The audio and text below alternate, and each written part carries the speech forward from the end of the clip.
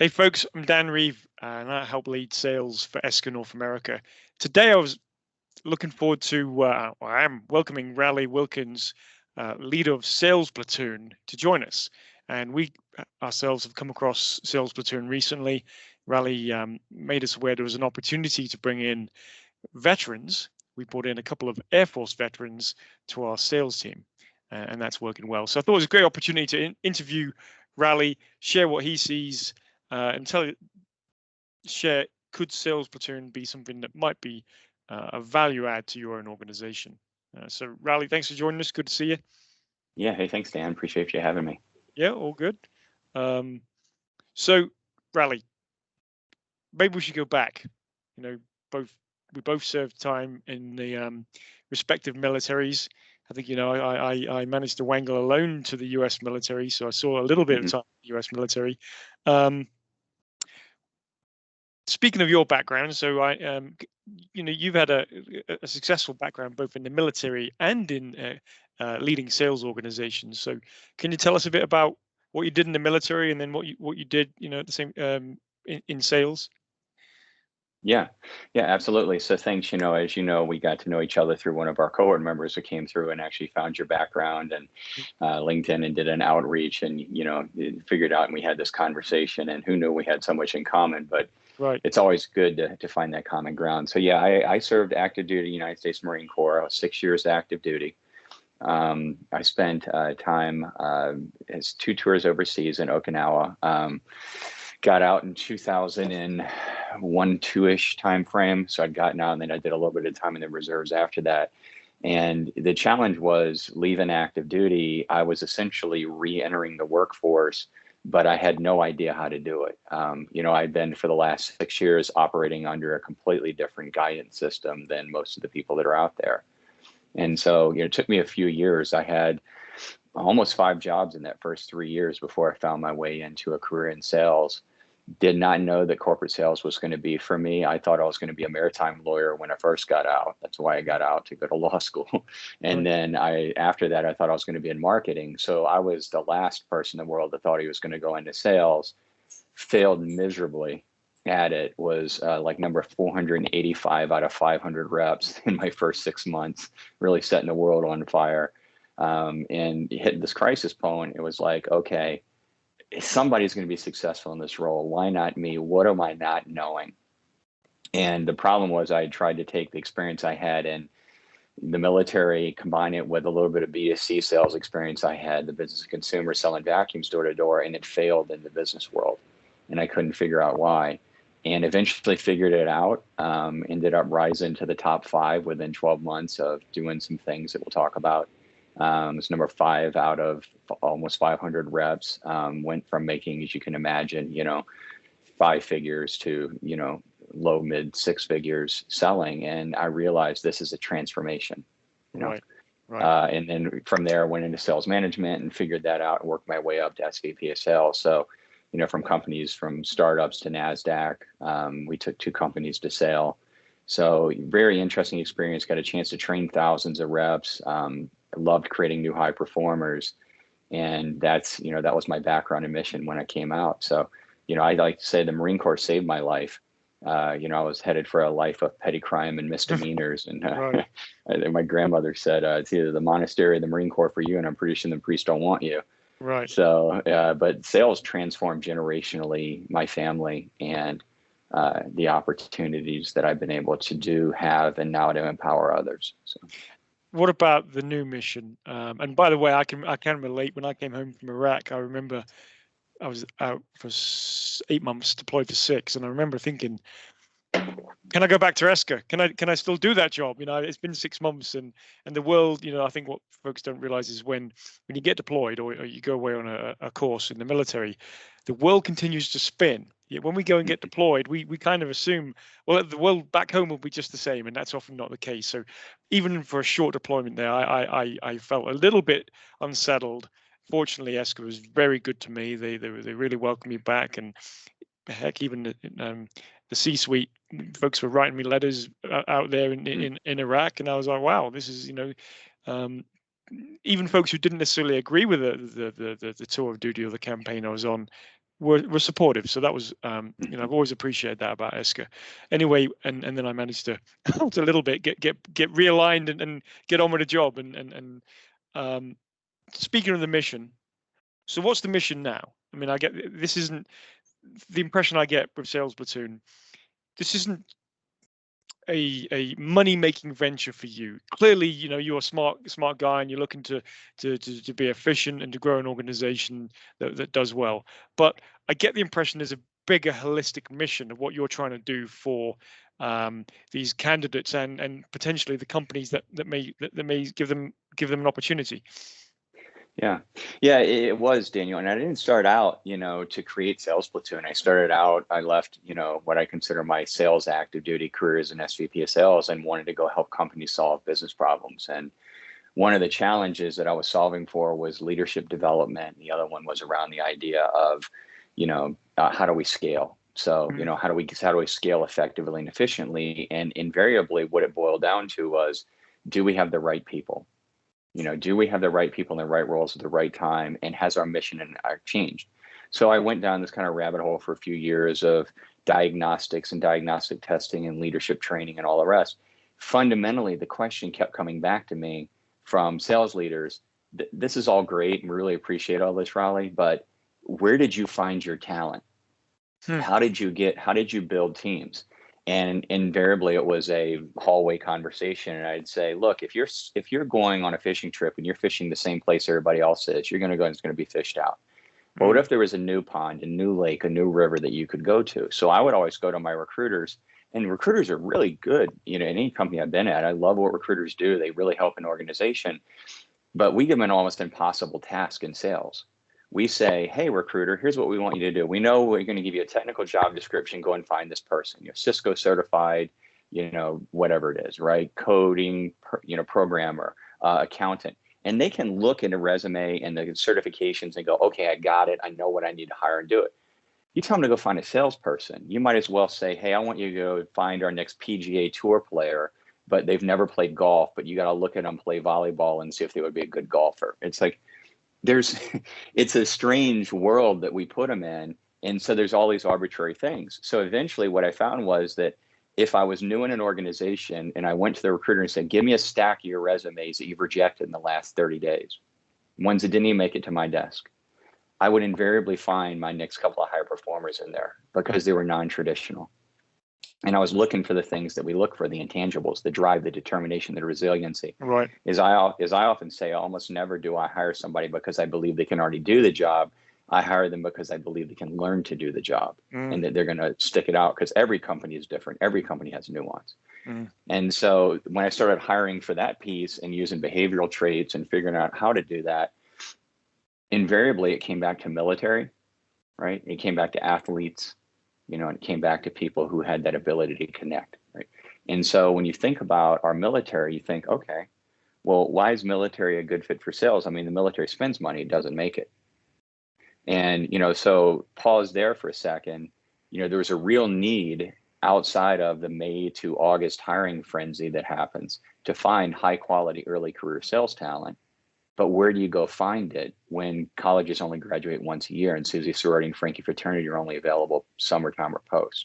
And so is there a different set? So let's imagine there is. And so I started doing my research and I found out that of the active duty people in the US military, there's 280,000 people a year that augment out. Every single year. That is an untapped employee resource for most companies because usually the credits don't transfer well. Right. I was a combat journalist admin and I was, stationed with the air wing and artillery. And so it's like, I mean, what are you going to do with that? I could blow stuff up, write a story about it. It's like not a whole lot of need. So, but you wouldn't naturally think that. And so, but those 280,000 people leave active duty every year. 53% of them are under the age of 25. 93% of them don't have college degrees.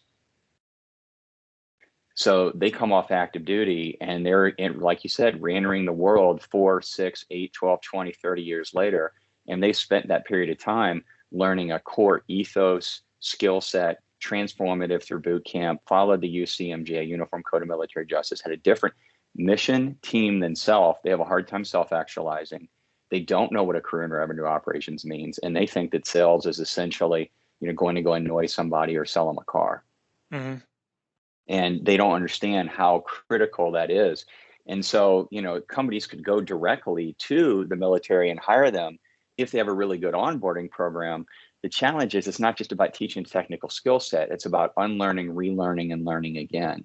I have to unlearn the military way. I have to unlearn the organizational hierarchy. It is a very diverse and equitable group, but they need that transformation. And so I said, there's got to be a company out here doing it. I found 3 or 4 companies that said they did it. I went an inch deep, and as a sales leader, I'm like, okay, this is ineffective. This is a 1-week training, where they're just giving them some basic, and nothing wrong with that. I mean, if you're gonna learn to play golf, you should watch the PGA, you should do YouTube. But at some point, sales is really an apprenticeship. You have to learn it by doing it, and it helps if you learned it from somebody who's done it before. Mm. And I think my experience there is most salespeople will reluctantly follow a leader who has not had some experience and some success. They need some stripes, they need some battle honors, just like in the military. If you you follow a leader who has been promoted, done the course, is a great servant leader, but you have someone in your regiment that's been to war, been awarded and recognized. I remember my first regimental sergeant major. He was a Falklands War veteran, and everybody listened very intently every time he spoke. I mean, he was in charge of 600 men and ladies, and we paid a lot of attention because we knew he had been there and earned his stripes the hard way. Mm-hmm. Yeah, and it's the same thing. I mean, because in sales, you're essentially transferring knowledge, and it's applied knowledge. So in the military, U.S. military, we use terms like TLO and ELO, terminal learning objective, enabled learning objective. I can learn what sales is by taking sales courses and getting certified in any methodology I want. Actually being able to apply that is the difference between understanding what an M16A2 service rifle is and then being able to deploy it from the 500-yard lines and shoot something the size of a watermelon from 5 football fields away. Doing it is a heck of a lot harder than being able to regurgitate information. And so you have to have a laboratory, essentially, for them to learn. And what are most salespeople's laboratory? Their first sales job. And then what are they at the beck and call of? How good is the onboarding? How solid is it? Do we have a regimented sales onboarding program? And then specifically, do we know how to deal with non-traditional students like military? Do we know how to take them and transform what they've done? Mm-hmm. And that becomes fundamentally the problem is even if you get good talent, there's a Gallup studies just came out in 2019. It was the largest workforce study done of its kind. And they found that on the data hire, most employee engagements are right around 100%. Within 90 days, that falls to 30%. Wow. And so why is that? Why do we lose 7 out of 10 people? And when they look and boil it down to the summer to the last, you find I don't like my job because I don't like my boss, I don't like my team, and I don't know what I'm supposed to do. And if you're thinking about learning a new culture, a new company, and learning sales, who do we usually rely on? Frontline sales manager. How much training did I get as a first-time frontline sales manager on how to onboard reps different than me? I earned my stripes by learning how to do it. And so just like you said, again, if Marine Corps boot camp was just a physical fitness place, then we could hire contractors to come in, PE teachers, former NFL athletes, and they could train U.S. Marines. But we don't do that. We use U.S. Marines to train U.S. Marines because they've already gone through it and they actually have a good sense of what it means to be a Marine. And that's why you become a Marine. And I believe somebody becomes a salesperson the same way they become a Marine. It's a transformational event where they start to learn how to help people solve complex business problems. But you can't do it by reading a book, can't do it by watching videos. Right. No, I think we would both agree that when we look at traits, not necessarily background, but we do look at traits, ability to persevere, ability to study and apply skills, ability to be coached and coachable. As we look at these sort of things, in particular for sales, or taking people in and giving them an opportunity in sales, they're key. And I think it's the traits that, there's nothing to say that every person coming from the military wants a job in sales, but for those open to it, those seeking a new opportunity, for those who've been through your program, I think we both agreed that it's the drive, the tenacity, the willingness to be able to get on and work with people, even if you don't like them. Myself and my best man didn't like one another for the first 5 years until we found ourselves on a survival exercise and realized we need to work well. We need to team up and help each other out here, And so I think that's important in sales as well, is the ability to work not just well for and with the customer, but the ability to work well with your colleagues, your teammates, other departments. And on top of that, I think what you're doing is you're providing training and skills specific, so that when, for example, the two gentlemen who joined us, when they joined us, they came with quite a compact sales training or cadre, as you describe it. Can you tell us just a little bit about what's in that? What are you training the vets on? Yeah, so it's think of what it takes to become a modern seller, and essentially it's like I said, an apprenticeship. So first of all, we work with people who are coming off active duty, and so we have them full time. So they're immersive. They're not like 1 hour a day. They are full time with us. And so we start from the fundamentals. What is corporate America going to be like? What is the transition experience? Disrupting their patterns of thinking. What is selling really, right? Nobody buys what a product does. They buy what a product does for them. What does that mean? How do you actually present information? What's the difference between a complex sell and a transactional sale? And so there's a lot of theory that goes into that. So I designed a course. It's 160 hours of instructor-led material that we do over that 12 weeks. So it is highly intense as far as what they're learning. So if you take all the things that I learned in my life, I was at CV when we published Challengers. So we used Challengers, Sandler, Miller Hyman, QBS, spin selling, how to win friends and influence people, Think and Grow Rich, Jeb Blunt, all that stuff. And you think, okay, you distill it down. What do you really need to know? And so there's really three pieces to it. There's a sales acumen, which is what is selling, persuasion. How do you do that? How do you influence, right? Selling authenticity. There's the tools that you're going to use to do that in a modern stack. And you have to know how to use them. Just like a Marine is only as good as his rifle, a rifle is only as good as the Marine. The same thing, have to use that experience of having those tools. And then they need to be applied inside a real live fire experience. So when they do get deployed in the military, I'm not thinking about rear side aperture and front aiming post. I'm thinking there's a target that needs to be acquired, right? And it's not even thinking. So we start with the fundamental, the baseline education. But by week 4, they're on the phones using Connect and Sell. And we partner with other military organizations. So they're calling to rep this company, Veteran Roasters Coffee. And it's a tough call. They're calling in the middle of the day to an auto dealership, usually when they don't want to take the call about who are you using for your coffee right now? And they get slaughtered, right? And again, we vet the heck out of them up front. So I use Culture Index. We use a couple of different, personality and then trait assessments, perception, predict, whatever. But we use them, and I interview them 3 behavioral interviews, and we do a go, no go exercise as well. And that's if they can even get this sold off on their command. So before they even enroll in our program, they've already been pretty well vetted, plus the military and the military honorable discharge and all that good stuff. But when we're training them, it's a 4-phase program. So it's a minimum of 12 weeks. Phase 1 and phase 2 occur in the first 4 weeks, and that's the 160 hours.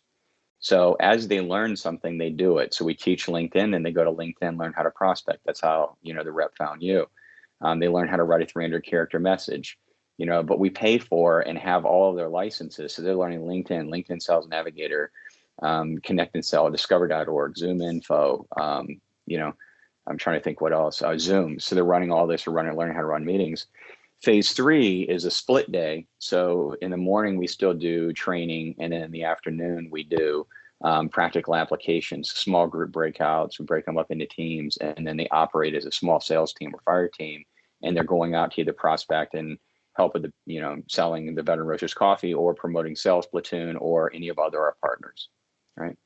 And then in phase 4, they're executing as a sales team. So they're going through their interviews, they're pitching, they're calling CEOs, C-suite at major Fortune 5,000 companies, and then building those relationships using the tools and techniques that we do. So by the time they graduate, they've done a monthly business review, a quarterly business review, they've done call blocks, they understand how to overcome objections, they built pipeline. They have basically gone through the first 90 days onboarding that you would do inside your organization. So when they show up, you should just have to teach them how to use Esker. Well, I think that's interesting because, and we have a definite, many have said to me that the culture at Esker is significant focus on and deliberate focus on training, Hmm. rehearsing, just like, hey, we always have to practice um, normal safety procedures, always cleaning your weapon, and you're doing that and continually through your military career. But here at Esker 2, we try to make sure that we don't forget the fundamentals. We're always sort of exploring other sales traits and communication skills and philosophies, many of which you described. Jeb Blunt, great author, Sandler, of course, the Sandler sales philosophy. So we're always trying to sort of innovate and use these and then build upon them. So what I saw from the gentleman and who we hired through your program is they came hungry, focused, driven to learn, humble, and then on top of that, I look at it and think, well, that condensed course, when does a sales rep ever get that? Now, I was fortunate 20 years ago when I started my sales career that Esker said we pay for an organization in the UK that used to do something similar. Now, they took graduates and trained them for 5 weeks and put them through a smaller boot camp. And they hired very successful VPs of sales to do that. So I'm a fan of this methodology. And then, of course, being an ex-veteran, when you sort of dangled the carrot and I saw, okay, there's some hungry, driven folks here that have probably been through the grinder, know what a tough day really is, and then I'm like, great, they would probably stand up well and do well in a corporate environment where it can be pressured too, different type of pressure, and and to be fair, there are times at Esker if we have a tough day or a pressured period, I'll remind myself this is every day here is every bad day here is not, and there's very few of them, but every bad day here is easy, compared to the military. It's a good day here, compared to the tough times in the military. Yeah. Not all tough times, many good times as well. Yeah, and you touched on it, and so it's like that motivation and mindset is a core part of what we're doing. So just like I'm sure when you went through boot camp and when you went through your training in the Army, the British Army, same thing in the Marine Corps boot camp. There's an ethos that you want to instill, and so there's a lot of these pull aside talks about what is a career in sales really going to be? How do you manage your career? How do you assimilate? How do you work in a world without ring structure, uniform, UCMJ? How do you start to lead? How do you become inquisitive? And so there's really two parts to that. And you mentioned it earlier. It's a hard thing for me.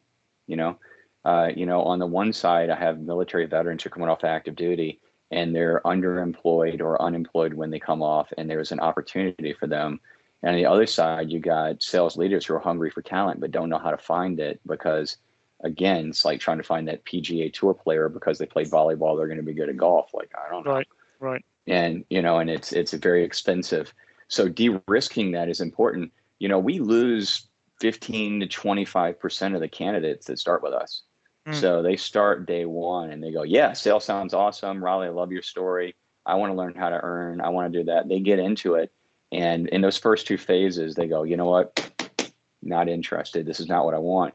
We'll augment them into like sales ops roles, sales admin roles, administrative roles, marketing roles. So we still continue to work with them, but we explain that sales is a whole lot more than just being the person that's calling and setting appointments. Like you have client sales, account managers, you can go into sales management. Right. But, again, at first I was really upset because like you said, it was like, geez, I'm bringing these people in. I spent all this money on licenses to get them trained. I'm not charging the vet, and so it's like, how am I going to turn this into something that could be self-sustaining? And now we're losing people. And then I realized, well, that's kind of a benefit, actually. It's like, hey, Dan, we already took the attrition for you. The people, the wannabes from the can-dos,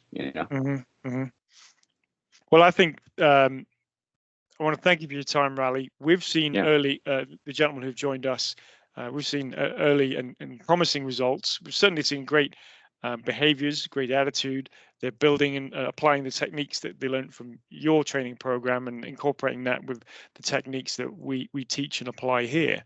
And we are already seeing rapid and early success compared to their peers. What we believe is they will quickly, they're working well with their peers and sharing what they learned, which is great. But we think they will quickly move up and prove prove the value of your course even further. We certainly, I'm a fan of what I've seen so far. And so with that, I wanted to thank you for having a chat with us, letting us know what you're doing, how you're doing it, and the overall objective, really. So how can folks get in touch with you, Raleigh? Yeah, the easiest way to do it is just go to our site, mysalesplatoon.com, or salesplatoon.com or salesplatoon.io or .net. We own them all. But they go to the site, and there's good information on there for both veterans and for the companies that may want to sign up. And then just schedule an introductory call. My goal, you see behind me, that's a statue of Don Quixote. A mission to civilize, that's me.